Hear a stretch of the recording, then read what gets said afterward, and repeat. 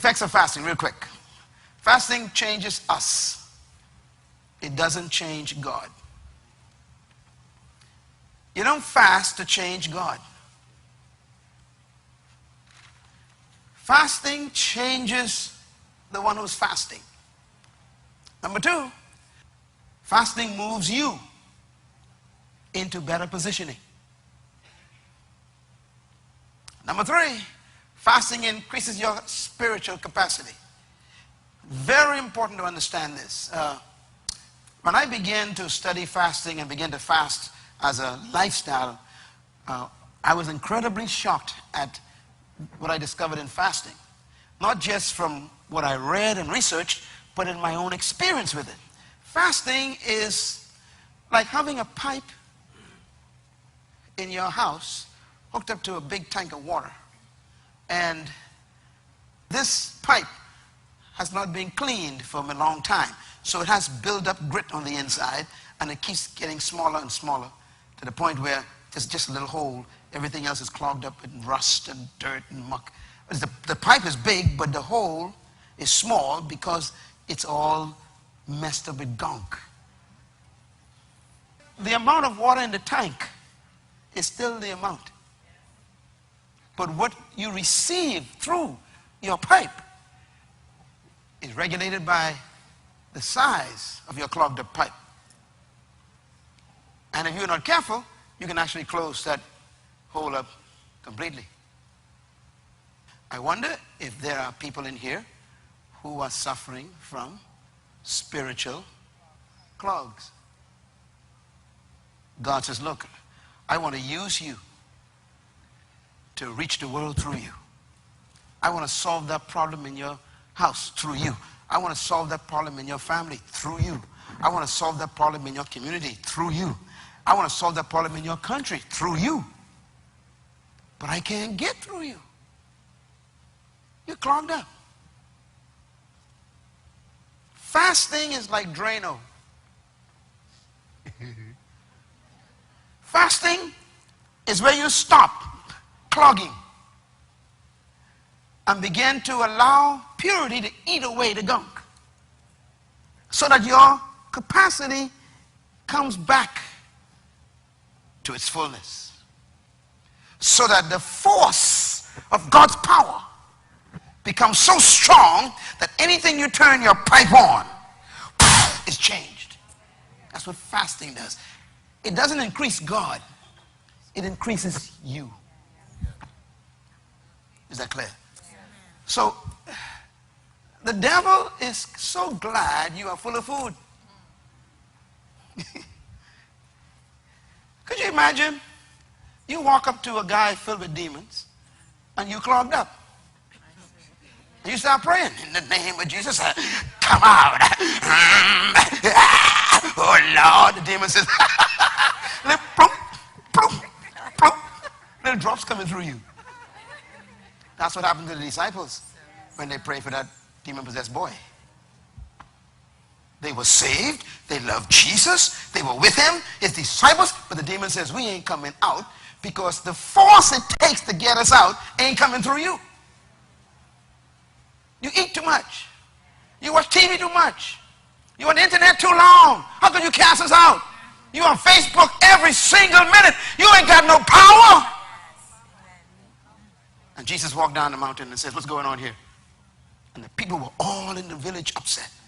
And Christ says, what happened? And a man came and said, Lord, I brought my little boy to your disciples, and he's filled with a demon, and they could not cast him out, he said. Jesus Christ did not speak to the man or the boy first. He turned to his disciples first, and he asked them a question. How long must I be with you? In other words, I've been showing you what you should be doing. You're trying to do what I do without doing what I do. You think praying for the sick is because I can pray for the sick. He says, I dealt with that when I was fasting last week. My capacity is wider than yours. And then he said, bring the boy to me. And he just spoke. Out. Blown out. We know the story. At lunch that day, everybody was quiet, eating their nuts and dates. And then someone put up the courage and said to Jesus, Master, you know that incident this morning? Yes. You know, you embarrassed us, you know. What do you mean I embarrassed you? Yeah, you know, anyhow, why couldn't we cast the demon out, they said. We prayed, and you prayed. He says, this kind doesn't come up by prayer. Your capacity was too small. Demons love saints who like to eat. I mean, it seems as if the church has an eating ministry. On Sunday, you go to any restaurant, full of the saints. Not you, I'm talking about you now, you don't go. It's the one right behind you. These people are amazing. I know you, this ain't you, but you know, we go straight to food. It's like, yippee! We're free to eat now. And every buffet is filled with anointed people. We just love, you know, and the devil says, take more, take more. And the devil know you come to prayer meeting, you know, go to eat first. He said, eat first. You need to eat first before you go to prayer meeting. Eat. Eat dinner before you come. Eat boy, eat girl. And he wants you to come here with your belly full of food. You know, this prayer ain't gonna work. You're clogged up. He said, this kind doesn't come out except by prayer and fasting. The good news is, in the next few days, you will become a threat to the devil. You are going to become powerful. And the power is going to be because of your obedience to God in this consecration. This is why I get so excited about a fast, because I know that I become more dangerous. Your capacity will increase. Number 4, fasting breaks habits, spiritual bondage. Some of you don't know how powerful habits are. All I know is you suffer from them. It can be any kind of habit.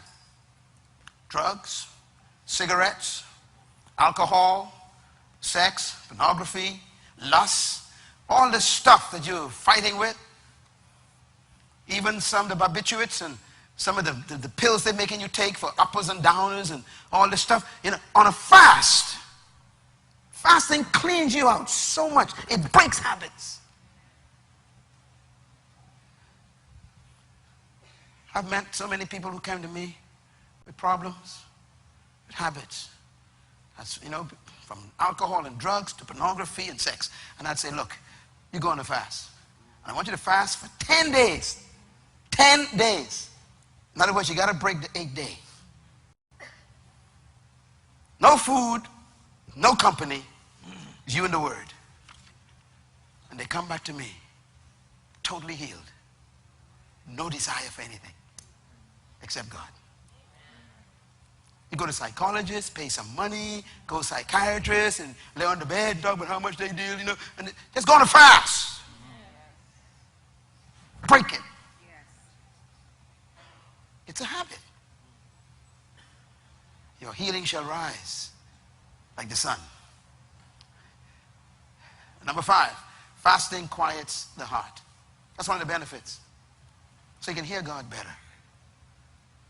Get ready to hear God like you never heard him before. But by the time you reach the 14th day, you're going to be a walking grenade. If someone pull your clip, you explode on earth. Because on the 14th day is the second day of freedom. The first day of freedom is when you hit the 7th day, and then hit the 8th day for new beginnings. The 14th day is the day that you become renewed completely. No hindrance. That's when your heart becomes totally pure before God.